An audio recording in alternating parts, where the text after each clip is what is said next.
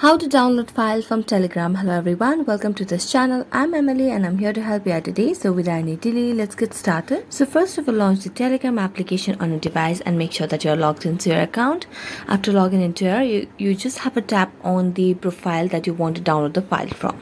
So I'm going to select on this profile over here, and here you can see this file or this photo is something that I would want to download. Now in order to download, if you make a long press, you'll not be able to see any other option other than reply and forward. But since we do not want to do that, we're going to make it a cross and then tap on the picture and then tap on the three dotted lines over here at the top, and it will show you different options like this.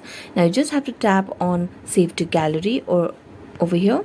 Now as you do that, the photo will be saved to gallery and you'll be able to download the file from Telegram. So thank you so much for watching this video. If you enjoyed watching it, don't forget to like, subscribe and hit the bell notification for more updates. That's it for today. See you next time.